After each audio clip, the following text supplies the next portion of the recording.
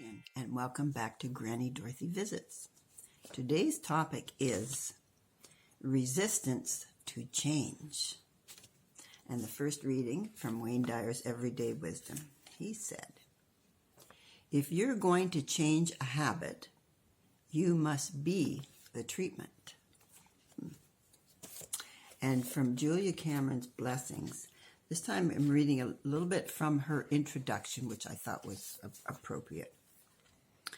Blessing a difficulty is not simply accepting it.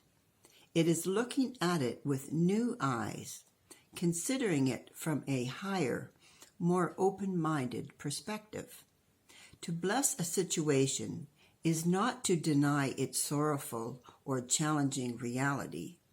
To bless a situation is to claim its inner, hidden reality, a higher, finer working out of good for all concerned.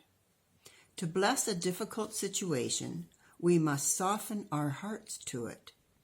When we are in the pain of a difficult realization, we tend instead to wince and steel our hearts against acceptance.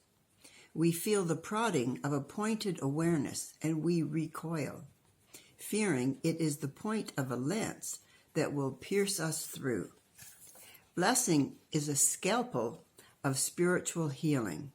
It removes our poisoned attitudes of fear and constriction, causing the infection of self-importance to flow away, leaving us surrendered and open to the healing action of spirit.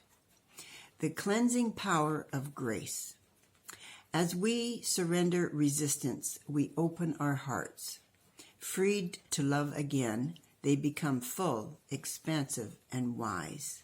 We are no longer victimized by resentment and anger. A higher hand is at work. And the last one, from Louise Hay's book, You Can Heal Your Life. And this is Resistance to Change. And it's entitled, Awareness is the First Step in Healing or Changing. When we have some pattern buried deeply within us, we must become aware of it in order to heal the condition. Perhaps we begin to mention the condition, to complain about it, or to see it in other people. It rises to the surface of our attention in some way, and we begin to relate to it. We often attract a teacher, a friend, a class, or a workshop, or a book to ourselves that begins to awaken new ways to approach the dissolving of the problem. My awakening began with a chance remark of a friend who had been told about a meeting. My friend did not go, but something within me responded and I went.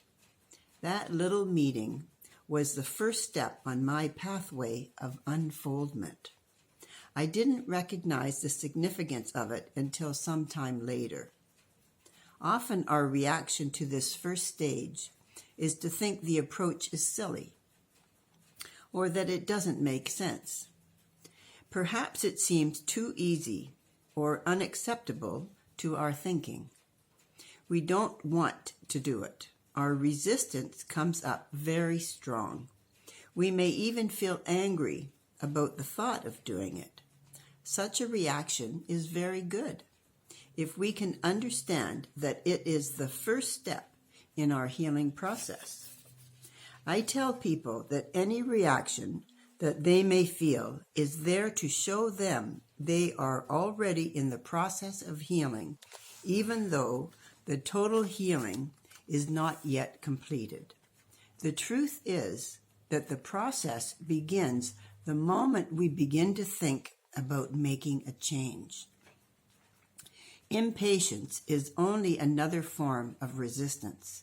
It is resistance to learning and to changing.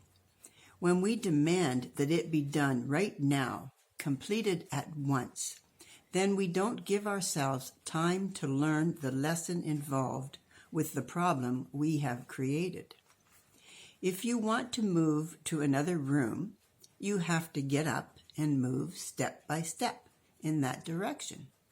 Just sitting in your chair and demanding that you be in the other room will not work. It's the same thing. We all want our problem to be over with, but we don't want to do the small things that will add up to the solution. Now is the time to acknowledge our responsibility in having created the situation or condition. I'm not talking about having guilt, nor about being a bad person for being where you are. I am saying to acknowledge the power within you that transforms our every thought into experience. In the past, we knowingly used this power to create things we did not want to experience. We were not aware of what we were doing. Now, by acknowledging our responsibility, we become aware and learn to use this power consciously in positive ways for our benefit. Often, when I suggest a solution to the client, a new way to approach a matter, or forgiving the person involved, I will see the jaw begin to clench and jut out, and the arms cross tightly over the chest. Maybe even fists will form. Resistance is coming to the fore, and I know we have hit upon exactly what needs to be done. We all have lessons to learn.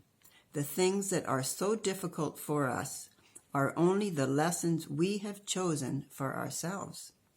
If things are easy for us, then they are not lessons, but are things we already know.